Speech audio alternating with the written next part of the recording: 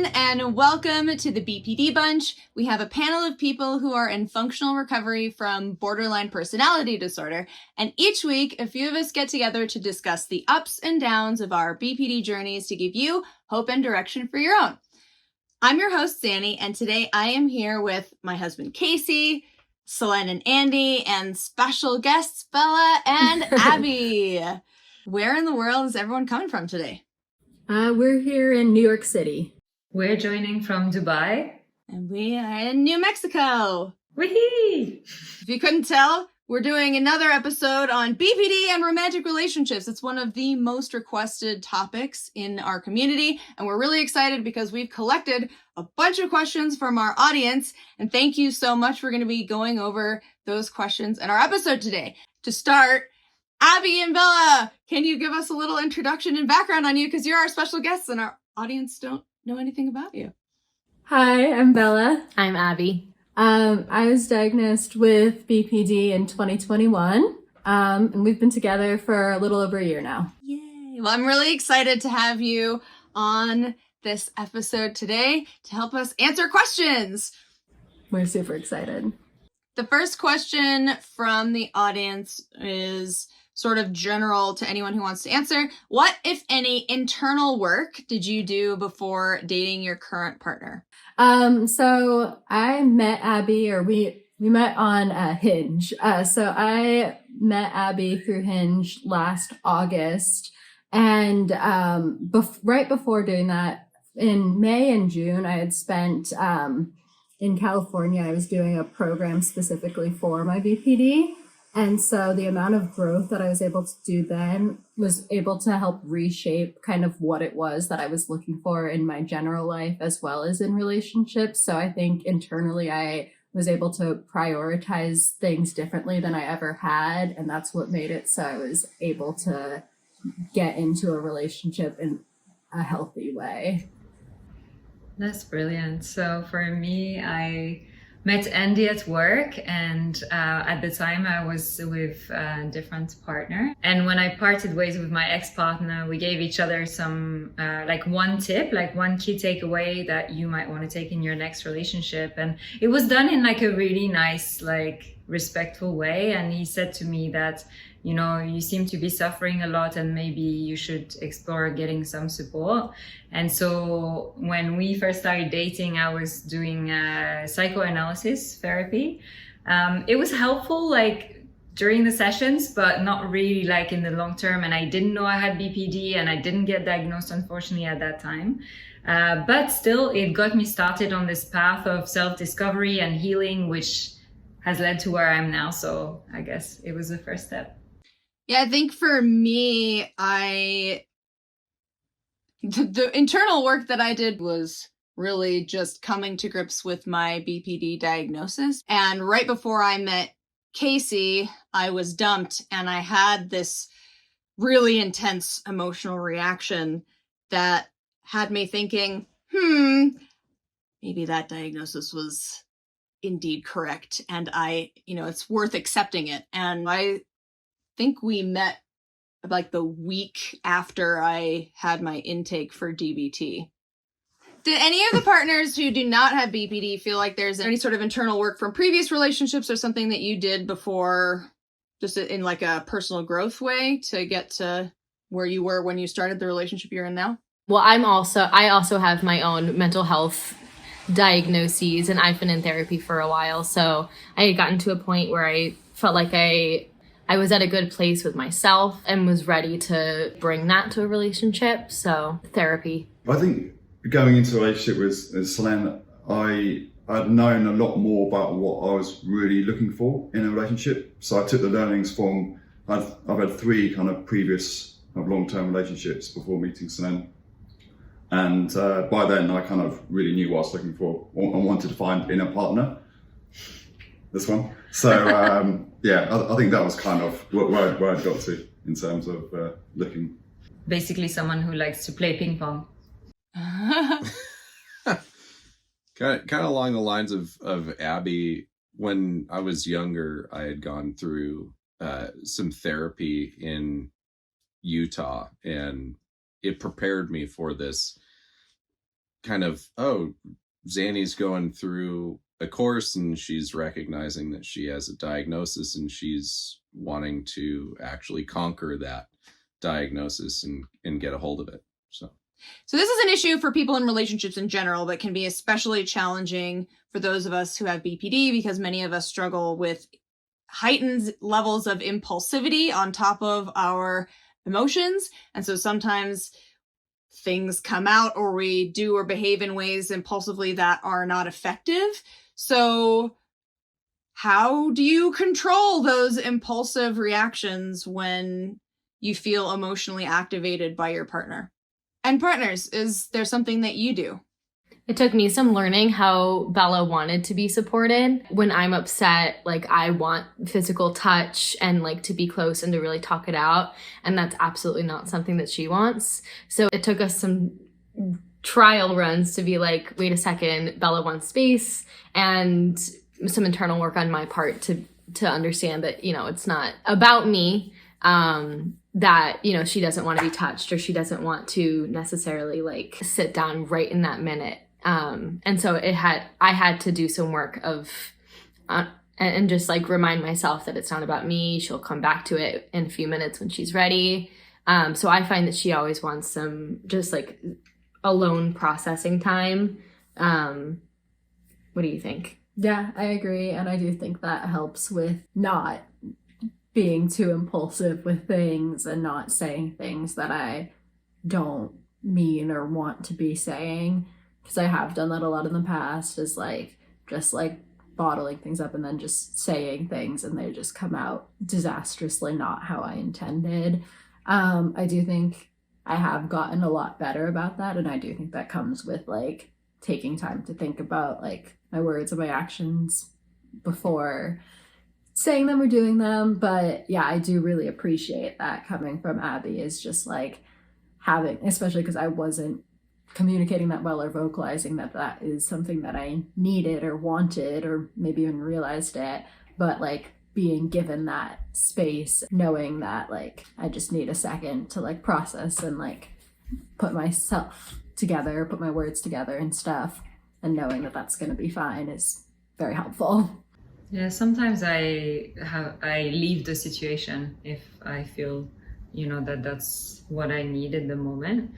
I feel like for me, it really depends on what's the underlying emotion. So if it's sadness, then I feel like I need and want to be like really, really close and have that physical contact and be given the space and the sense of safety that I can cry and that I can like express that emotion. If I'm angry, I need lots of space, lots and lots of space. If I'm anxious, I tend to need like to express it, like verbalize it, and maybe it can feel like I'm going around in circles a little bit. I'm like, I'm anxious about this. I don't know what to do about that. What can I do? What should I do? What blah, blah, blah, blah, like kind of talk it through. So it depends on the underlying emotion. In general, across all of them though, what helps is like I now, with the skills, have the ability or the go-to reaction of like describing them. So I'll do mindfulness out loud. So I'll be telling Andy like, this is how I'm feeling, like this is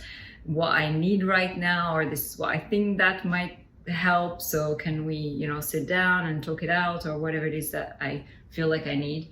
And when I'm not skillful, which still happens sometimes, then I will apologize after, which is not something I used to do in previous relationships. I used to put it under the big rug, the massive rug. But now I'll come back and be like, I'm sorry, I think I totally overreacted and shouldn't have said this, or wish I hadn't done that, or stuff like that. Yeah. Which I think helps a lot. Yeah, I think for me, I'm someone who takes things quite personally, and in those moments, I've gotten better at it, but it's just trying to recognize that it's, well, hopefully most of the time, it's nothing to do with me, but I'm just there in the moment and taking things less personally. Also, my natural reaction is always wanting to help. What can I do in that moment to help resolve, make you feel better, or take away some of that pain? But sometimes I can't always help. So it's I'm getting slightly better at judging the situation of, do you want me to help, or do you just want me to be there next to you and sometimes just not say anything, but just so you know that I'm here if needed. So sometimes I ask, do you want help? But sometimes you might not know what you want. So I think it's because in those times, communication is usually better after the fact and reflecting on it. But in the moment, it's quite hard to communicate sometimes what you're feeling. I think I've gotten better at telling you as well that it's not about you. Don't worry, it's not about you. But I'm feeling really angry, really anxious, really sad, whatever it is about X, Y, and Z. I think that's because that's something we started doing as well, to really explain what's going on inside and verbalize it so the person knows. Yeah. I think learning to identify my emotions was probably one of the most important things that I have done to be able to handle those impulsive situations better, because my default reaction to almost all negative emotions has been to just be angry, because if I am hurt or sad or afraid or genuinely angry, I used to rage at people as a way to kind of keep them at arm's length. And I realized that when I'm actually sad or afraid, what I really want is to be comforted. But if I can't even accept those emotions in myself, then there's no way for Casey to know that I'm sad. All I'm doing is just being really angry. And so that's some work that I did in myself. And I try as much as possible now to stay in that initial emotion, the sadness, fear, guilt, shame, the emotions that have historically catapulted me into raging anger, and just try to stay with that primary emotion and express that so that I can really communicate to him what's going on. And I think that's really helped a lot, because if I'm raging at him, I think it's a lot harder for him to himself stay calm and not add fuel to the fire.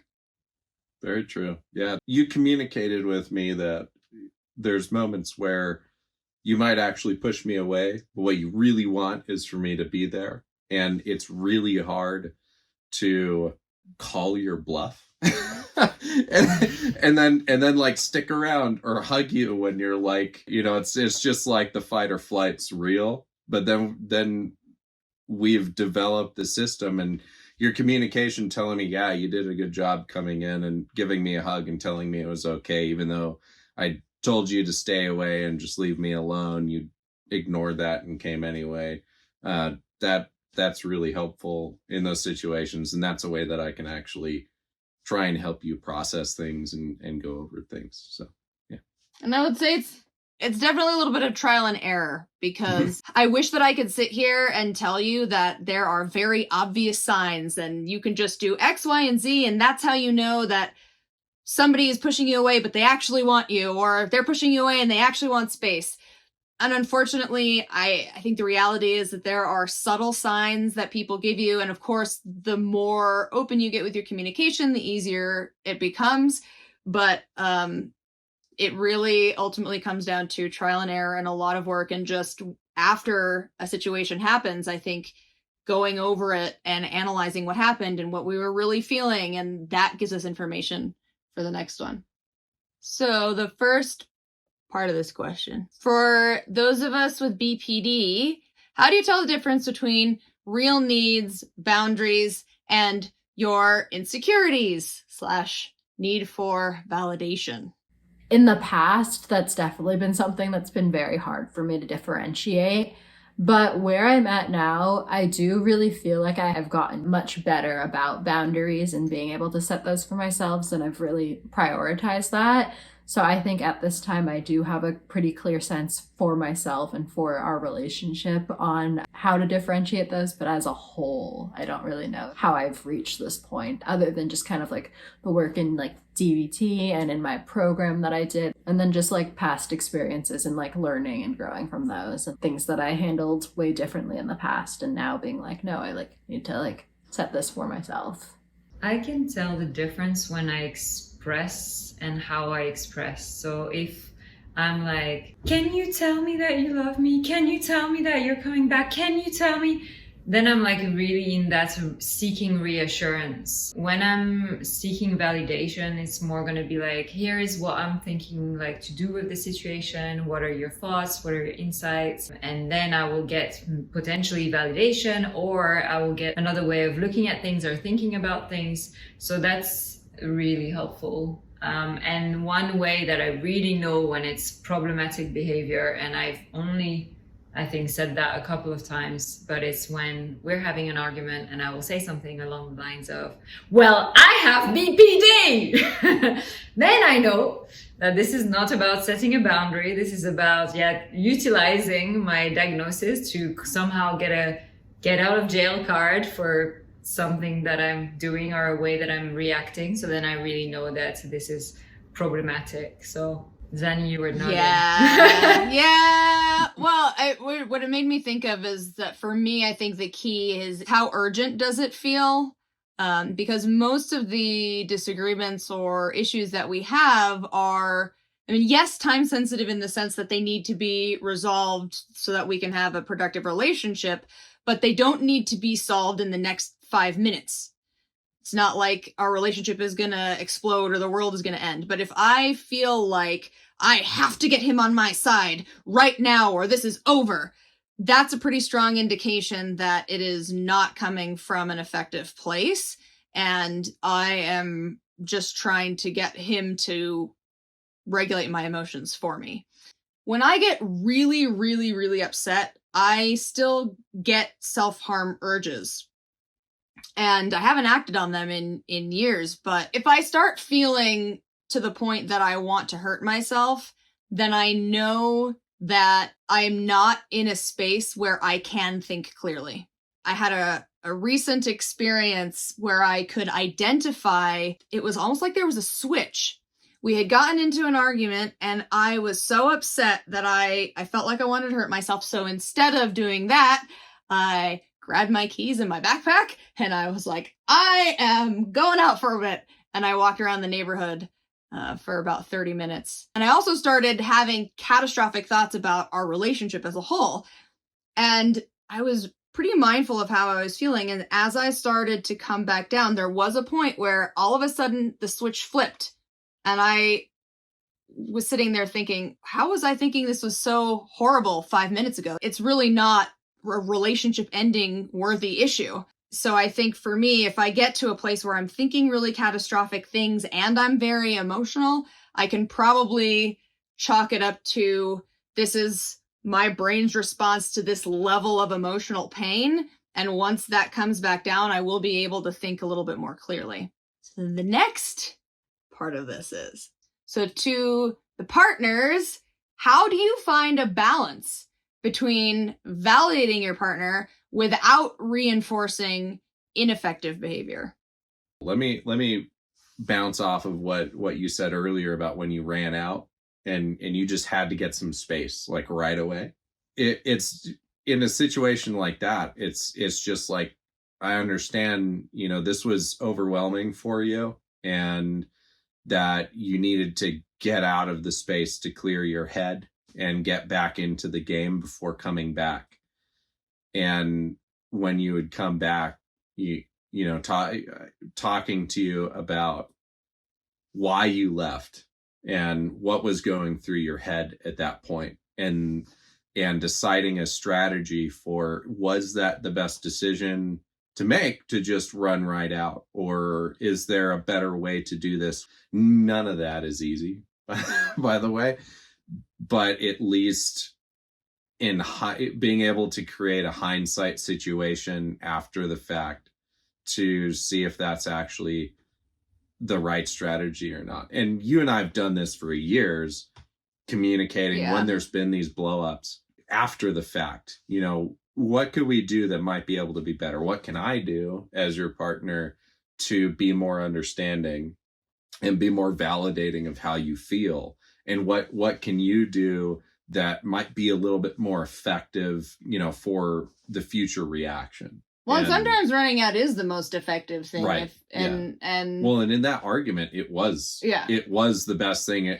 You're like, I can't do this right now. And you walked out. And I didn't call you. I just let you go. I let you do your thing. And I was like, oh, okay, cool. And that, well known. Yeah, and that was partially because early on I knew that, for me anyway, I have this, if I run out, there's a part of me that I want you to follow me and chase me down and have a big romantic moment and get on one knee. My lady. I need you. I knew that if he follows me when I run out, then that will just make it harder for me to stop running out just to run out. And I wanted to make sure that I'm only running out when I really need that space because I'm at a point of extreme dysregulation. Because when I do that, I realize I'm kind of leaving him to sit with all of the emotions that we were just having. And he just kind of has to sit with it until I get back. And so I really don't want to put him in that position unless I really need to. And so him not reinforcing that by running after me ensures that I really only do that when I need to, because I know he's not going to come after me. I have to be the one to go back. And I think that's made a really big difference for me. Yeah, that's a good point. Me having the knowledge that I do have to kind of sit with the situation and let you go and not run after you totally avoids the reinforcement of that behavior, like completely. So that's a really good point. Yeah. I think you touched on something really important there around validation. And this is something I learned in therapy. I never knew before. And it was like mind blowing when my therapist told me that you can validate someone's emotion without validating someone's behavior. Yeah, I think that puts it really nicely. And I think it happens a lot after a disagreement or in hindsight, because a lot of our arguments, I think, are from a lack of communication. Do you agree with that? Yeah. And so after a disagreement, like just coming back together and saying like the way that was handled was really hurtful, or setting a expectation for communication in the future, like expressing my want for more clear communication. But after the fact, like I don't think we do that in the moment. I definitely validate behaviors and I often use those words. I say that I'm validating to make it clear what I'm doing, but I find it really hard to kind of step in and say I don't think this is an effective behavior to kind of manage this situation. And even when you've asked me to do certain things and to help you if it gets to this state, I don't always. I find it really tough because I feel as though I might escalate the situation, and so that's something I struggle with. But there are some alternative kind of solutions that picked up. So, for example, sometimes when you're having a panic attack, I'd say time to get the pillow out. So I get the pillow and you start bashing the pillow, just punching the pillow back and forth, back and forth. So that's one kind of technique that's been useful and we've done a couple of times to kind of manage that situation. What are some things that you do to help maintain your relationship? That's one of the reasons why being on this episode is so important to me and to us, and we've talked about this, is because one of the big assumptions is that when you have BPD, for some reason you can't have like effective, loving, enjoyable relationships, and that's absolutely not true. And so it's something I really want to talk about and emphasize in this. And so the ways that we really enjoy our relationship, we have date nights, because my language of love is quality time. So love spending time together and taking that time to really enjoy a nice meal, go out, dress up, like really have fun with it. We travel a lot together because that's a passion that we have in common. So we do lots of fun adventures, like even in the traveling, we'll be like, hey, there is this thing to do, let's just do it. And that's when the impulsivity trait becomes spontaneity and actually gets us to do lots of fun stuff. Well, you send me a lot of GIFs. I mean, that's cute. That's fun. I like that. In the middle of the workday, you'll get like this little meme or a GIF. I don't know. It's really nice. And we've talked about that a lot, but I think communication has been super key as well in terms of enjoying the relationship. Like we just have open communication also when things are good, and your language of love is words of affirmation. So just keep reinforcing, like saying, loving words, and it's just like a really nice way of enjoying the relationship.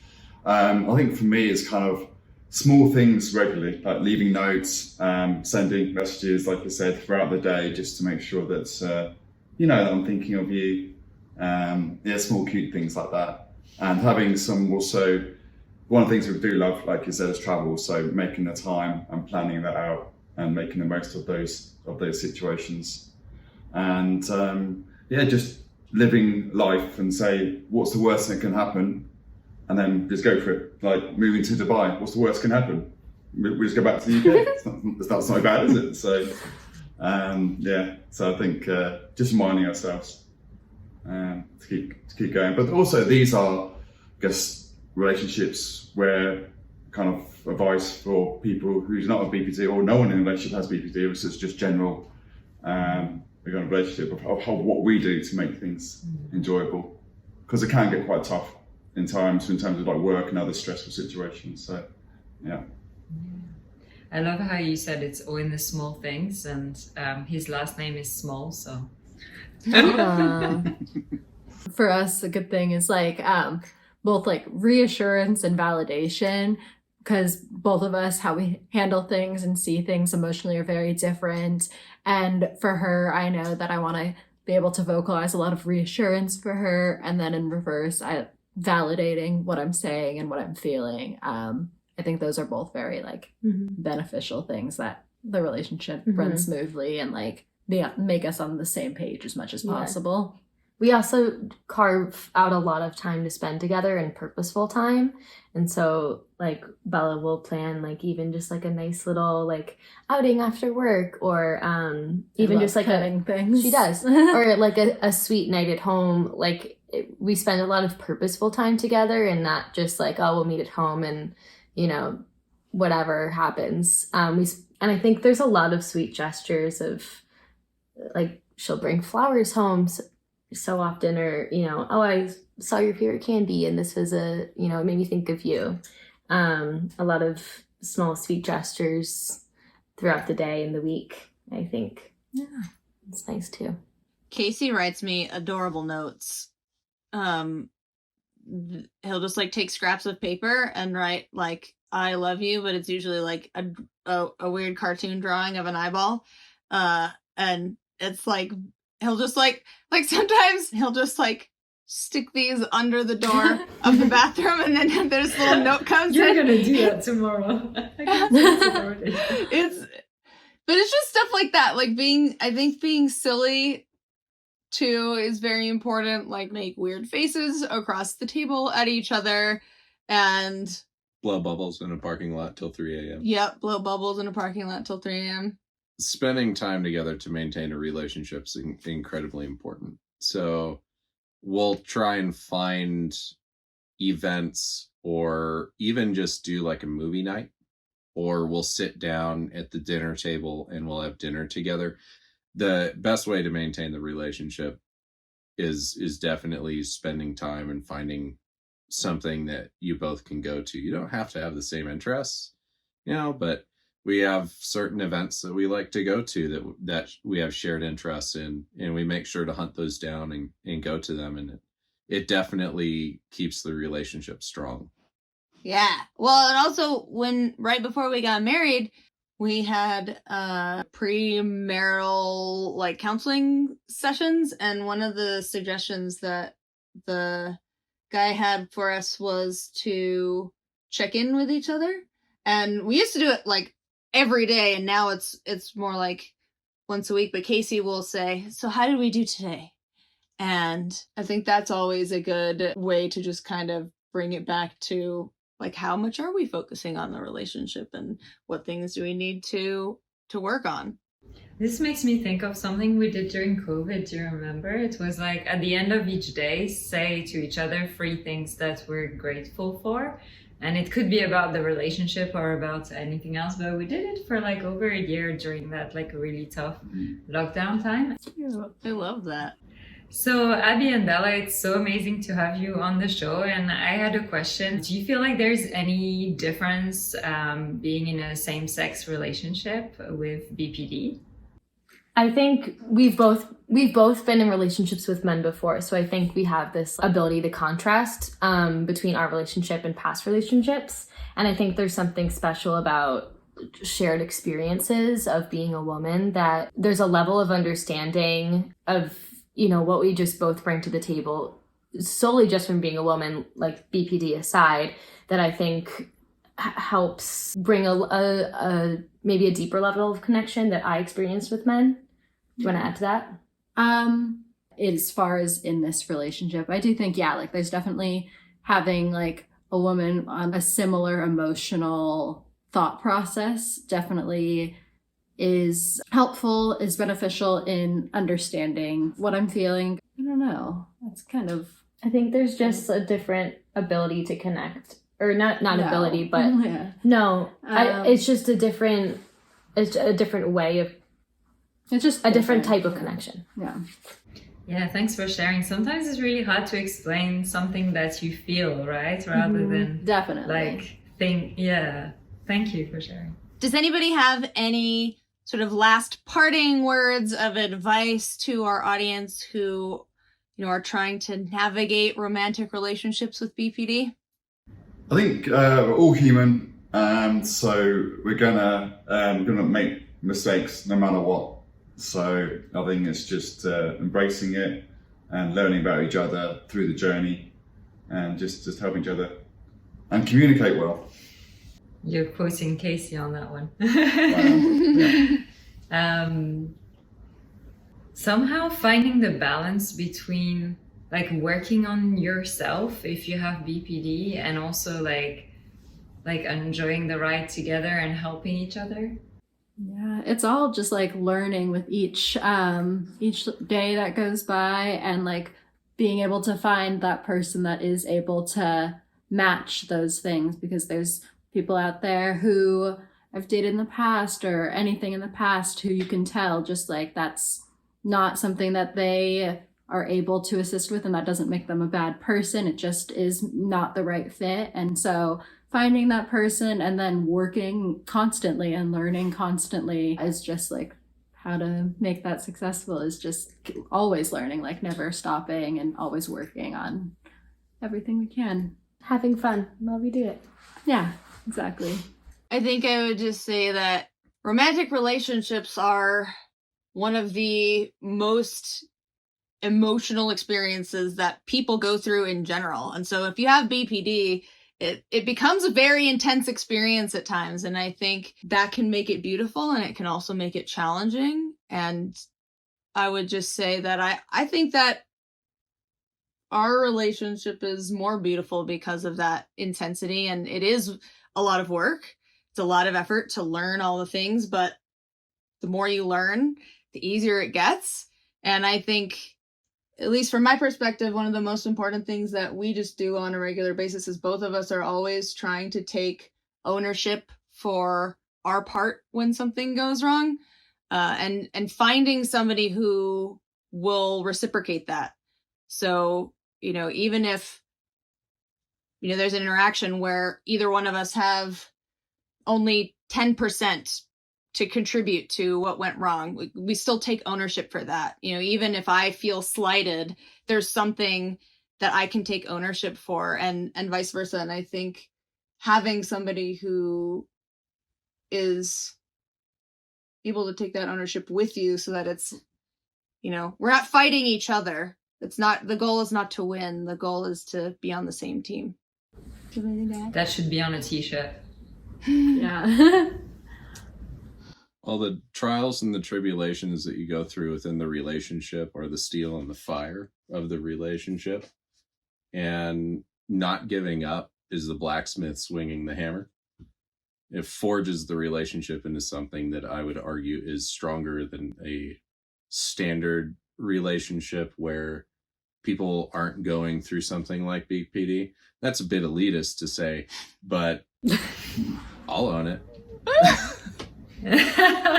Thank you, everyone, so much for watching. We hope you got a nugget of wisdom to take with you on your journey. Make sure to like, subscribe, and turn on your notifications so you do not miss a single episode. We'll be back on Friday with more BPD and relationships, and then again next week with a brand new topic. So we'll see you then. And Abby, Bella, thank you so much for joining us today. It was really a pleasure to have you on this episode to share your relationship insights. Thank you for having us. It was fun. Audience, you have comments, we have eyes, leave them and we'll answer. Ooh, leave them. Leave them. Leave those comments. Well done. We'll see you next time. Cute.